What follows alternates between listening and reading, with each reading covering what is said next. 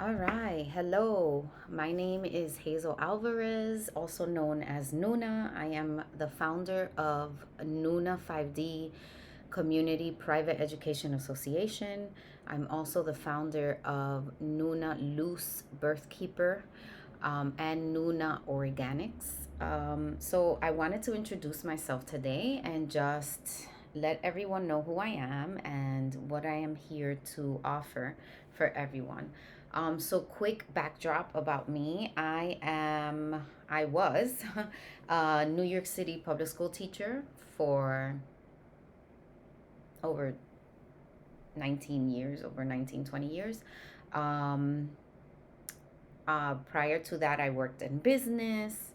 I have a master's degree in early childhood education. I also have a master's degree in human resource management. I have a bachelor's in psychology, and I am of Dominican descent. My parents were born in Dominican Republic. I speak Spanish fluently, and I also speak English. I can read and write in Spanish as well. Um, what else can I say about me? I have been creating this empire, as I call it, of Nuna, my Nuna empire. And Nuna, if you do not know what it means, in Japanese and Asian cultures means big sister. And this was a name that came to me in a dream, and in the dream the person that I was with kept calling me Nuna, and she kept saying that that was my name, that was my name. And that's how I named my business Nuna 5D Community Private Education Association. So I started my private education association by opening a pod, and I had a pod for kids ranging anywhere from the age of 4 to the age of 11 years old. And the pod ran for 2 years. And I just wanted, once I had left the Department of Education, I wanted a different take on education. And being an avid early childhood teacher and doing early childhood for all my years, I wanted just to see what it was like to not, and I needed to also for my well being, I needed to leave the system, but I wanted to see what it was like to teach and be with kids, not in a system like the Department of Education. To be with kids in a way where I was not obligated to do certain things. There weren't timelines that needed to be met for anything, and just to be free. I wanted to know what it was like to teach, not even teach, because at this point, when you're doing something like this and just being free, you're not teaching, you're actually just facilitating and making sure that the kids are okay. So I wanted to know what it was like to be in an environment welcoming, relaxed, non judgmental, no tests, no rank. I just wanted to experience that, and I felt a need to do that. And so I opened up the pod for 2 years. And in those 2 years, I managed to not only work on my healing through the school and through the children, but they showed me so much. And of course my controlling self, because I was part of the DOE for a long time. So the programs run deep, the scheduling and the timing, and then we need to do this and then you should be doing that and da da da. Okay, so all of that was really tackling me, really killing me. And I had to deal with that. And the children showed me how to relax. They actually showed me how to take a deep breath and how to enjoy nature. They showed me how to enjoy company. They showed me how to be without having to do anything, just what you feel like you want to do. So those were great lessons. I actually learned how to energetically communicate with the children, and I started developing that gift that I've had all my life. I just never knew I did. And that's part of what made me a really good teacher. That energetic connection that I had with the children, I didn't realize what it was. I thought I was a good teacher because I was good at the material that I was teaching. and the kids would respond to how I taught them, and they would regurgitate everything I taught them in a way that was good on the test. And so that made me a good teacher. But what really made me a good teacher was my ability to accompany the children in their energetic state. That's what made me a good teacher, and I'm just learning this after all this time. But because I have the ability to understand them on an energetic level. Um, the reasons why I have those abilities we can get into. That'll be another whole video. But to drive the point home, I'm introducing myself today so that I can introduce also my book. One second. Called Intuition Illuminated by Knowledge. And in this book, I write everything that I have remembered about being with children, being a parent, how to teach children, how to be a teacher. And I'm putting it in quotes because we aren't really teachers, we are facilitators of education. And when we get to the part of education, you're probably asking, but what do you mean you're a facilitator of education? How are they going to learn if you're not teaching them anything? The problem is that we do not understand the word education. The word education came from the Spanish root educar, which means to draw from within. Instead of pouring in from the outside, we're drawing from within. So our jobs as teachers is to facilitate an environment that can extract the education from within of every child. And when I learned that, I was like, whoa, okay. So now we're on to something. I'm like, this is why I've always known that I needed to work with children. I've always known I wanted to be a mother. I have 2 children, and they're not children anymore. They're grown teenagers, whatever. Anyway, and this is why I've always known that I thought I wanted to be a doctor, a pediatrician, but this is better. This is deeper.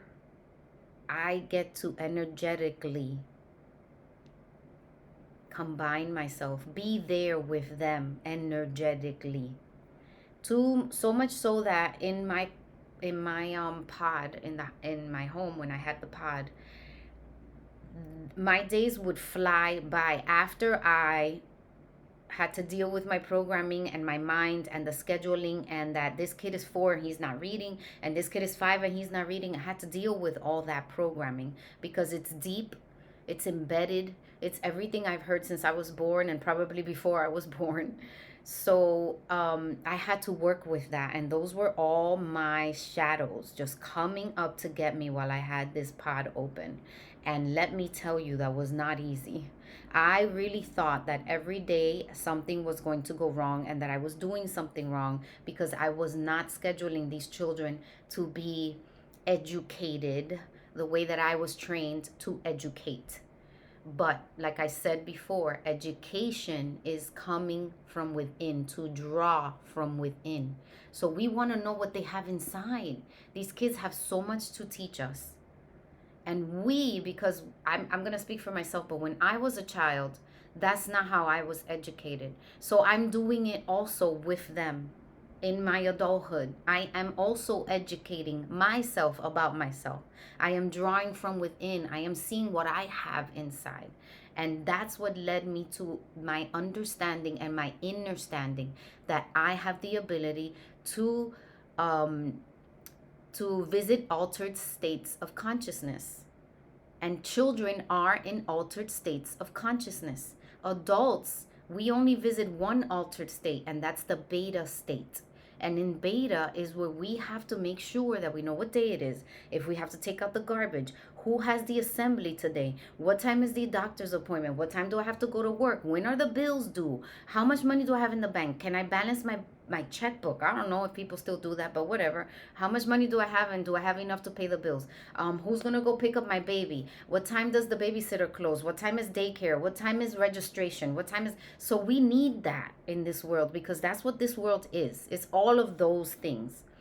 But when we start coming in and learning about ourselves, we start learning that there's other states of consciousness. We don't need to be in beta all the time. And what happens is that I realized that I can be there with them. I automatically go with them to their states of consciousness wherever they are. And that facilitated my days to go by fast. And it ignited this union between me and the children and the family that was crazy. I love those kids. For 2 years, we were together learning about each other and learning how to be human. That's it, how to be human.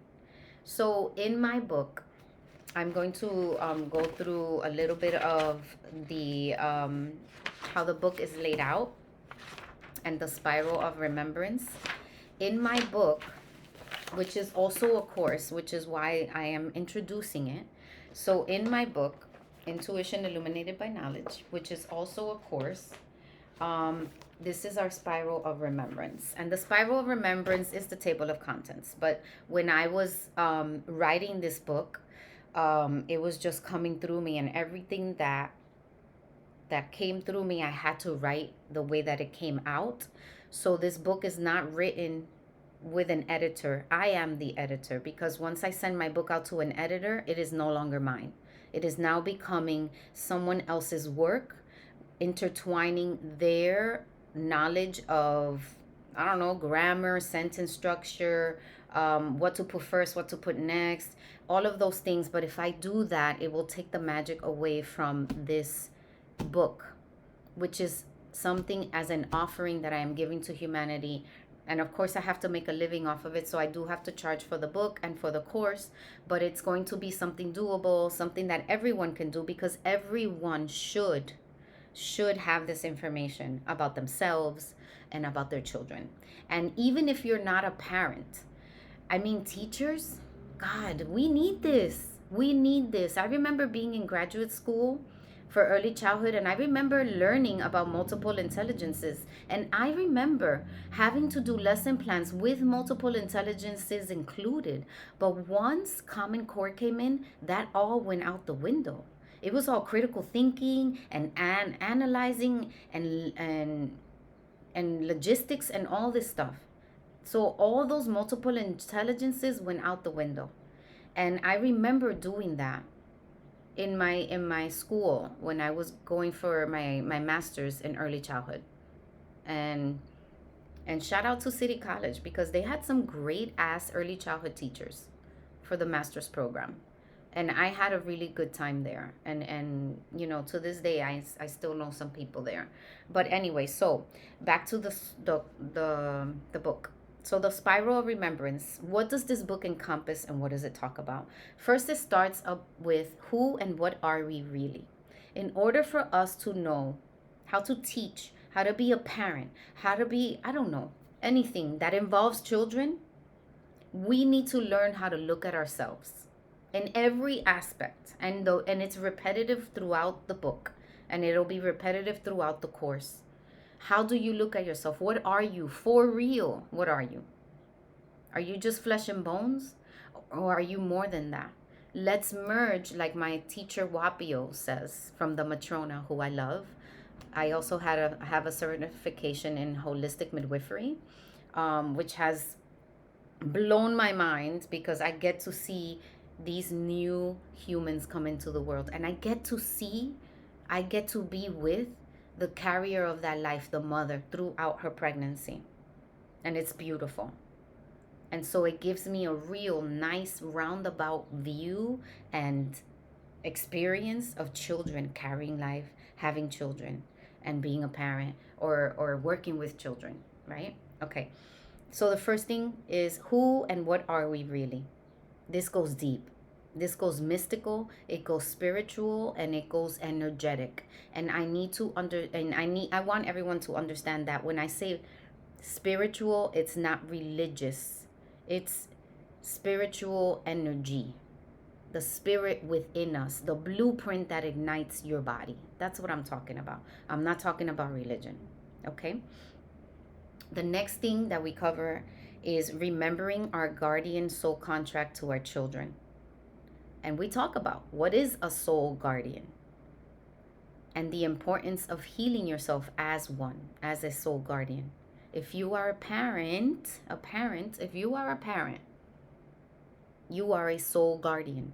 If you are a teacher, you are a soul guardian. If you are a daycare worker, you are a soul guardian. If you are a pediatrician, you're a soul guardian. If you're a counselor, you're a soul guardian. Anyone in this world who comes across the energy of a child and gets to work with that child for whatever amount of time it is a soul guardian. So we have to remember our contract to these new lives on this planet because we forgot ours. And while we remember our contract to them, ours reignites within us and we start remembering ours as well. It's magic. Okay, so after that, we go into understanding parent programming. This one is a hard one. I learned about parent programming when I was doing research one night, and I came across a website called the Crystal School. And I talk about them in my book, and I give them, I give them props for everything. And of course, I don't want to take their work. It's their work. Everybody has a piece of the puzzle, and I love that. And so if I can find a piece of their puzzle that fits with my puzzle to make it more complete, then yes, this is what we're here to do, to work together. So the Crystal School, and their website is listed in my book so that you can find this information, had a piece on parent programming, and it talked about what parent programming is and how it's things that we have been taught for generations that we hand down to our children. And some of those things, a lot of those things, are not healthy, nor are they good for our children, because it starts to set traumatic energy and responses into the child. We are teaching that because when we come from that, that's all we know. And it's not that we're doing it on purpose. It's because this is the program. It's with love, actually. We do it with a lot of love because this is what I was taught. This is what my mother did. And so this is what I have to do. And sometimes our mothers and our parents are working off of what their parents did, and we don't know those situations and how those things are handed down.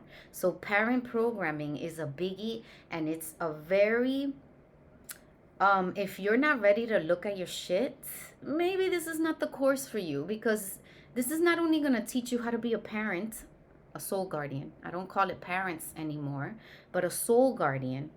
And it's going to make you look at your shit.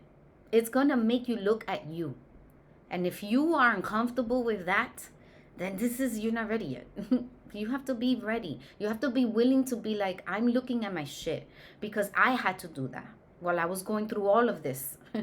And I just kept saying, I have to write this down. And all the notebooks behind me, I don't know if you can see them, but those are all everything that I've been going through since 2020. And we're going into 2026, which is crazy to me because it was like you blink and it's like 6 years later.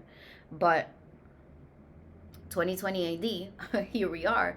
And I had to write all those things down.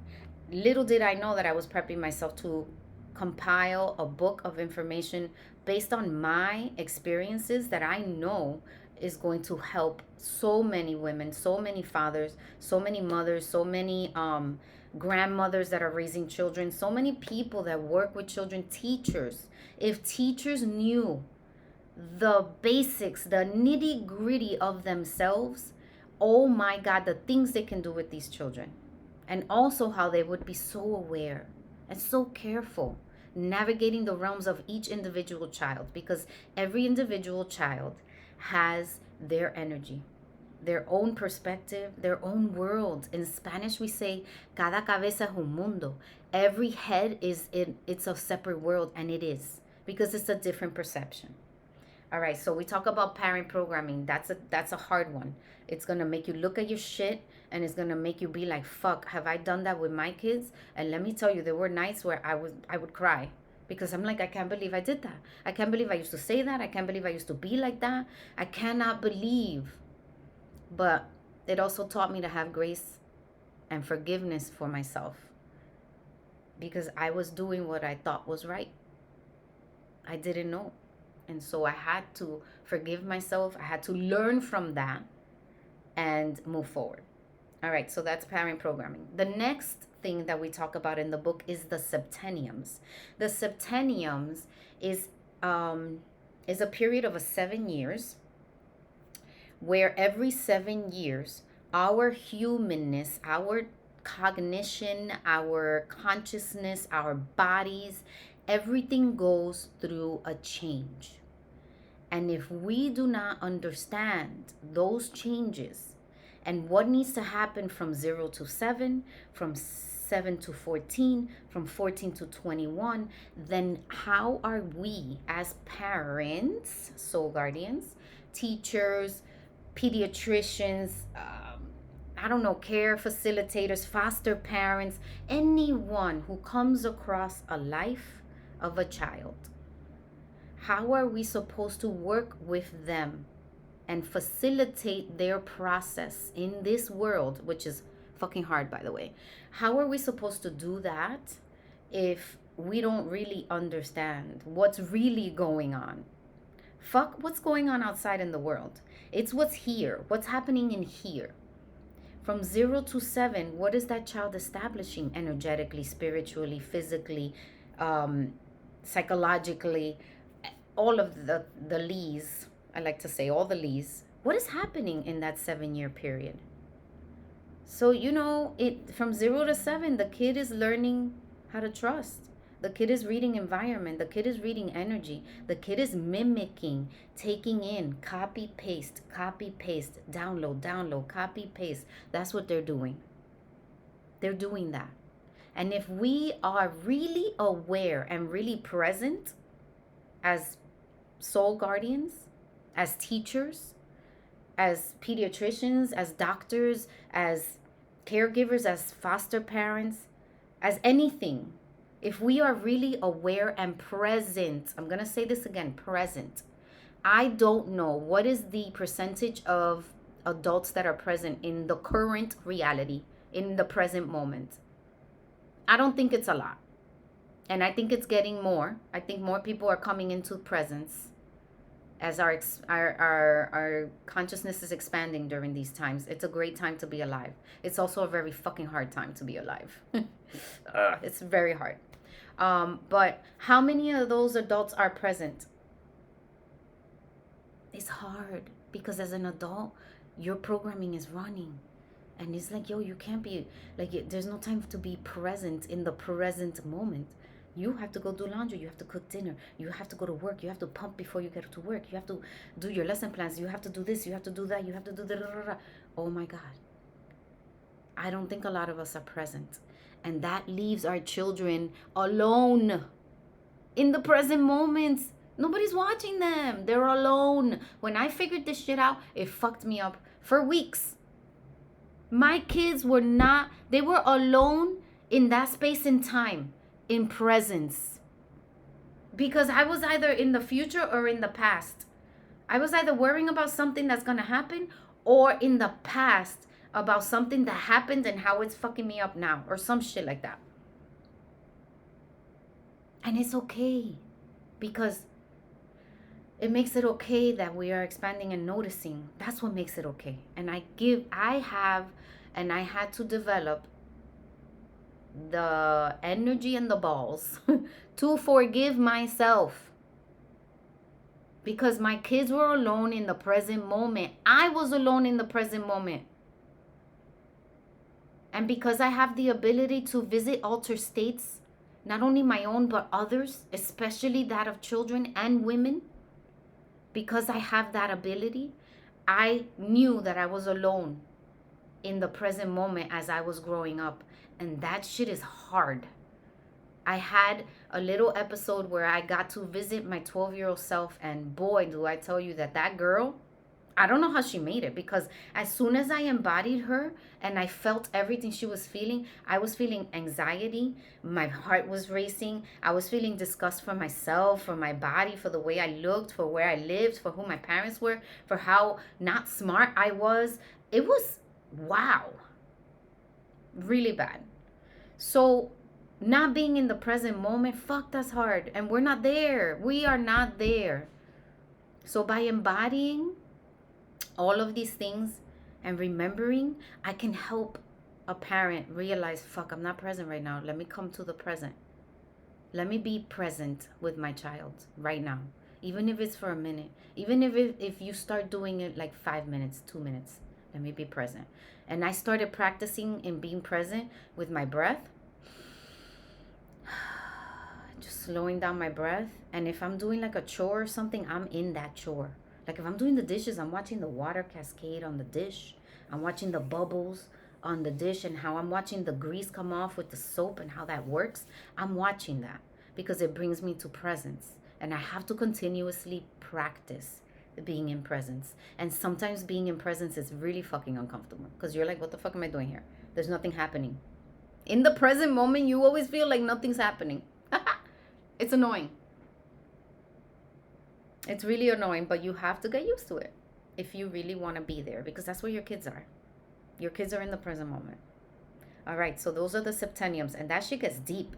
And we talk about septenniums, and we really talk about septenniums.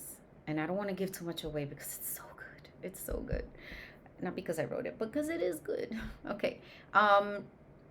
Then we go into harmonic balance. This is sweet. Harmonic balance is how does your energy flow in harmony in your body? Because if your energy is flowing in harmony in your body, then that's what you're going to portray to the world. And that's what you're going to see out of your eyes. Because we are the ones seeing the world from our eyes out. It's not like this. It's from here out. So everything that's inside of you is what you're going to see outside of you. As within, so without. That's where that comes from. So harmonic balance is just so lovely. And we talk about how do we get there? Is there ever a point where we are in harmony? And can we be there forever? Maybe not. Because we fluctuate. But we can work so that mostly we are in harmony. And when we're not, we recognize that we're not. So harmonic balance. Then we go into the importance of the elemental connections. Whoa, this is big. When this download, and I call them downloads or remembrance, came to me, I was blown away. And it just kept saying, like, you have to read about the elements. Read about the elements. Read about the elements. And this all came to me before I opened the school. Read about the elements. How are children connected to the elements? How can the elements help the children? And I started writing about it. And when I opened the school, I infused those things that came through me into the school. And that made the kids that came here, not because I'm great and I'm better than everybody else, but because I was energetically present, it made them run to school. I don't even call myself a school. I can't because I'm private. It made them run to 5D community. And when we had vacations, those kids had a hard time. And it's just that they crave adult presence. They need guardianship in the present moment, in that time span, in presence. Okay, so elemental connections, emotional literacy. This one is so big. This one is so fucking big because we have no emotional literacy. We are illiterate. You know how they say, oh, fourth graders aren't reading, they're illiterate, da, da, da. Not only are we illiterate because we don't know how to read, we're illiterate about ourselves. We do not understand ourselves. And understanding emotion is understanding yourself, understanding yourself, right? It's inside standing, inner standing. You're understanding your insides. Because this world is all energy, vibration, frequency. That's all it is. Your physical matter is a vibration that's vibrating at a certain frequency so that you can have a physical matter. And so is this mic, everything that's vibrating here. So, and emotional literacy, how do we read emotion? What the fuck are emotions? How do we know about them? I love this chapter. This chapter is fucking fantastic. And I I love it. It's a Bible for me. Like I have to remind myself about the things that came through me, because when those things come through me, it doesn't mean that I embody them immediately. No, there's an integration. And sometimes integration takes a long time. And sometimes I'm like, shit, but I wrote about that and I'm not doing that because of the programs and because of the way that we have been programmed to be for generations. And this shit gets passed down. Not only is it physically taught, but there's an energetic that is passed down as well. Because everything that we carry in our body has an energy. All right. So, emotional literacy, um, how the brain works with frequency, vibration, and harmony, and how emotions are the spiritual realm of getting through shit and this experience of life. I like to call them our spidey senses. I also like to call them the amenities. um, but those spidey senses that we have, along with our senses, is some crazy shit that we need to learn about, because my God, are we powerful. We have so much power that we don't know. We don't know what we don't know until we wake up to it. And of course, it's up to you. Do you want to or do you not? We all have free will. But for those of you who are looking for something like this, here we are. Here we are. And I am so grateful that I can be of service in this way. All right. So that's emotional literacy. Yes. One more thing I want to say about that. We learn to read, see, feel, and hear so that we can become aware. Emotions. It's great. I know some people are like, oh, she's so emotional. We're all emotional. It's just that some of us are really good at being like, I'm not emotional. I am not moved by that. But that does something to you. That puts you in dis-ease. But we'll talk about that. Okay. The Symphony of Consciousness, Brain Wave States, and the 7-Year Cycles. This one's great. This one talks about altered states of consciousness. It talks about where the hell in the consciousness are your children. Where the hell in the consciousness are you when something like this is happening? And you're going to start to see that you and your child are going to start to merge. And now you're looking at your child, not as you being on top of them with ranks and levels and power, but as an equal, and you just see them as a younger version of you. And if we can navigate these realms with them, the support that your child will have in this life is going to be like no other. And this is what I'm practicing with my children. And they're like, my daughter's 17 and my son is gonna be 21. And I'm still doing it. So it's never too late. It's never too late. And the moment I started looking at myself, my children started changing. I didn't have to do anything, really. They were just watching me like, what the fuck's going on? And they little by little started falling in line. Because we have a soul contract. We are energetically bound. Not only energetically, but we're bound by blood. We're bound by genes, by chromosomes, by plasma. We're bound. All right. So the consciousness and the brave wave states, we talk about what is consciousness. We talk about what are the brain waves and how do we link them into, how do we combine them with the septennium so that we know where our children are in that energy. Okay. All right, the next thing is the real meaning of education. I love this one. This was one of the first downloads or remembrances that I received in 2021, sorry. The real meaning of education. We break that shit down. We break the word down. We talk about the root of the word, the origin of the word, and then we talk about the mystical knowledge of the Essenes. They were a group of people that lived a long time ago.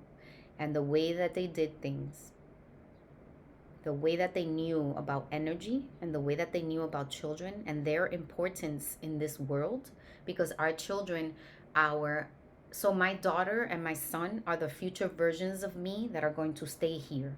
long after I'm gone, because a piece of me lives in them. So we have to realize that.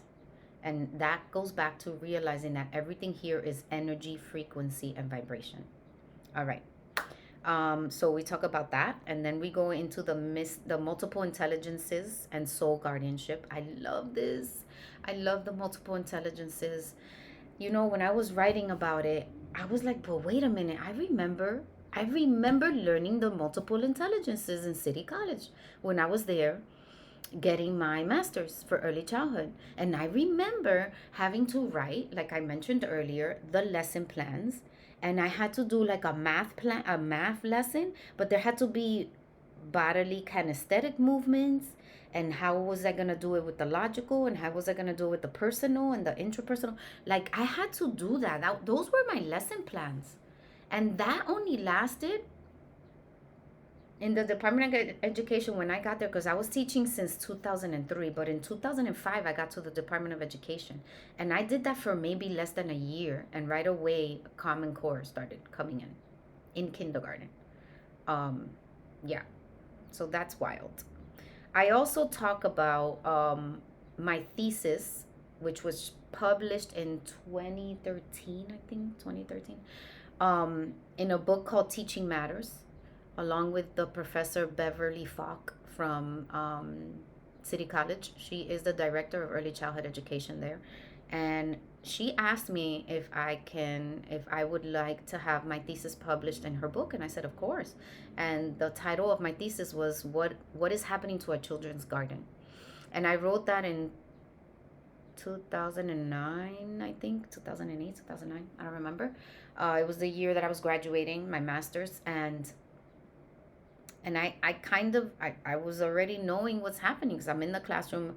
I'm looking at what's happening. I'm looking at how playtime was taken away, nap time, and then now this has to come in and this has to go out, and how time outside got shorter and shorter and shorter, and more work came in, more academic based work came in. So I started seeing that, and I was just like uncomfortable, and I was like, you know what, maybe I should write my thesis on what's going on, because I don't know what's going on, but this is what they're telling us to do. And when you're a teacher in the DOE, you do whatever your administrator, and the administrator does what the superintendent tells them to do, because that's the chain of command, because it's a pyramid, right? With levels. It's a pyramid. So, um, yeah. So the multiple intelligences, fucking great. If you want to read more about multiple intelligences, Howard Gardner is your man. He wrote the book, and it's called Multiple Intelligences. Okay, so we navigate all those realms, we talk about them, and we talk about guiding our children's unique gifts by knowing where their intelligence lies. Now, every person is different. There may be one person that is very, like 85% in one intelligence, but most people are fractured in the intelligence realm. They have 5%, 10% here, whatever, whatever, until they get to the 100% of the intelligence, okay?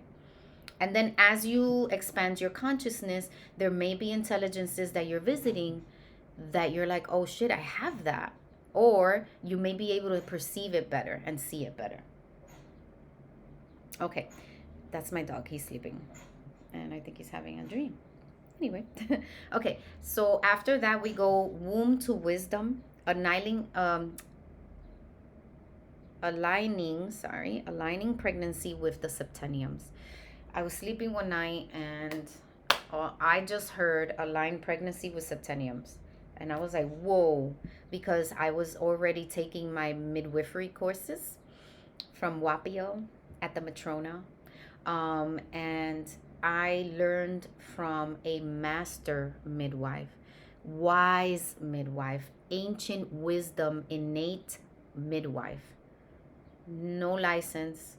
This is just going to births, holding environments that are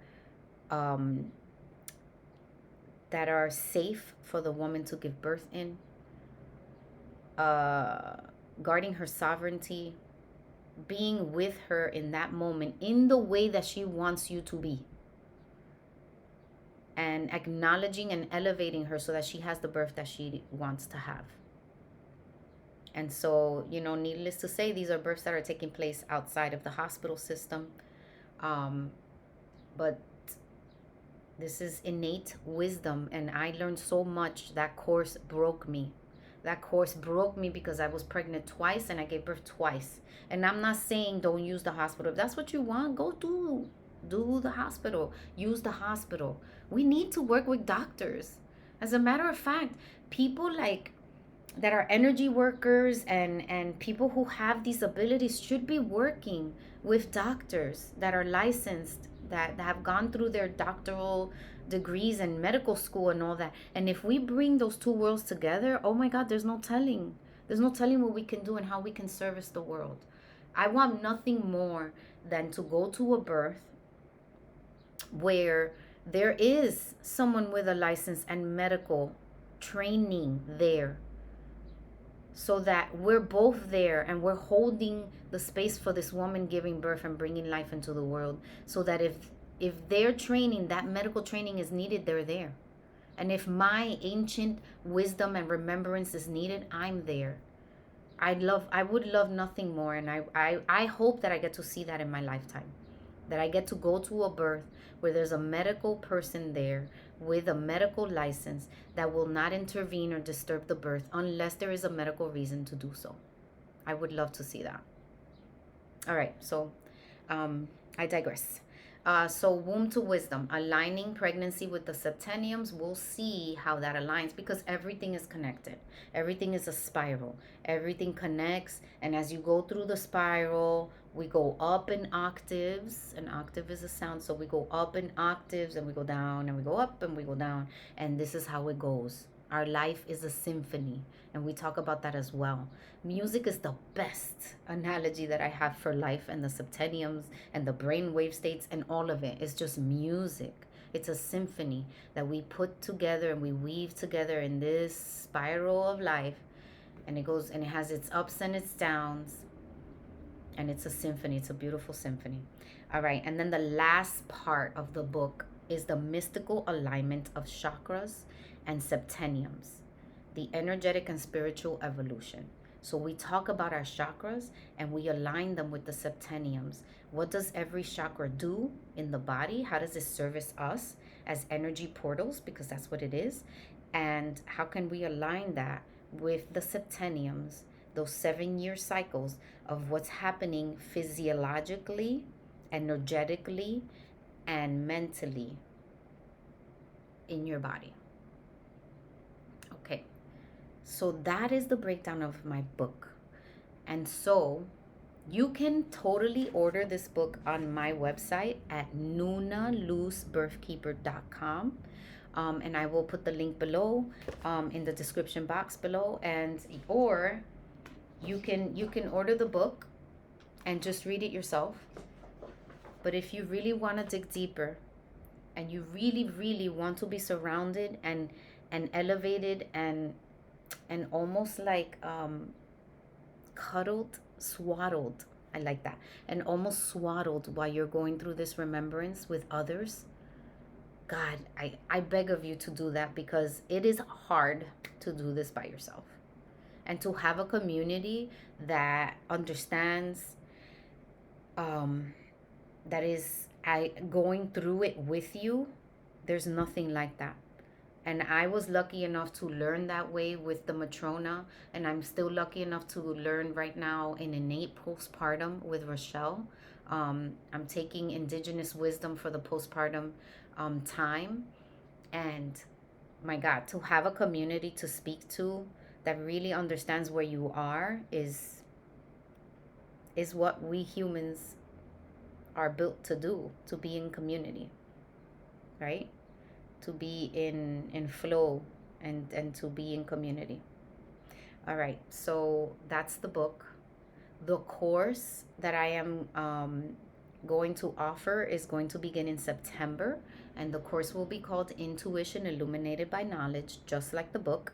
And it's going to start in September. And if you go to my website, nunaloosebirthkeeper.com, and go to sign up, we're going to be taking sign-ups to see how many people we get for September. I really don't have a cap number because this is going to be via Zoom. We're going to meet once a week for about 2.5 hours to three, one night a week. And, it depends on how everything goes. I have scheduled for it to run for 12 weeks, but we may need more time, because if there's a module that we need to dedicate maybe 2 meetings to, I would love to do that, because this is really deep, deep somatic work for us soul guardians that are here on the planet, that want to have children, but we need to be prepared for what that means. We need to be prepared for what that does to us. We need to be prepared for how we need to support our children. It's not about buying them everything they want, taking them on all these trips. Those are all great things. But energetically, how are you going to be with this little you? With this little you that is different in some ways. They're not going to be just like you. And we're going to try really hard to make them just like us. But we shouldn't. Because when we do that, we deny our children of their unique abilities and gifts. And also, we deny ourselves from knowing what they're capable of. Is beautiful. And as you're opening all those things up, and you're doing it with the intention of your child, or the intention that you want to be the best teacher ever, and so you want to energetically align to these children, you're going to be doing it for yourself. It's a somatic healing. It is deep. It'll crush you. It'll make you happy. It'll make you sad. It'll make you all the things. In the spectrum of what the fuck. You will visit all of it. But I think it's worth it. I have so much love behind this book. It is really powerful. As I was writing it, I felt the power come through my fingers, staying up late night, writing all these journals that I have behind me, all these notes. And it's just a labor of love. And I really, really, really call anyone. You don't have to be a parent currently. What if you want to be a parent in the future, and you just want to better prepare yourself because you're expanding, and you just want to learn more about yourself, so that when this child comes, you're like, oh, I get this. Oh, I remember this. Okay? So I invite you all to please visit my website, nunaluzbirthkeeper.com. Go on to Nuna 5D courses, and you can sign up to be in our email list for the course that is going to begin in September. I don't know what date yet. I think I'm going to maybe begin at the end of September, to give people more time to get to know who I am, get to know what I'm offering, and get to know that this remembrance is just so beautiful, so healing, and so much needed, especially now. We are very disconnected from ourselves, and we are very disconnected from our children. We need to bring that back, because our humanity depends on it. Our basic survival depends on this connection. We humans are not made to not be connected. So I thank you so much for listening, and I welcome you to my community, and I hope to see you soon. Thank you.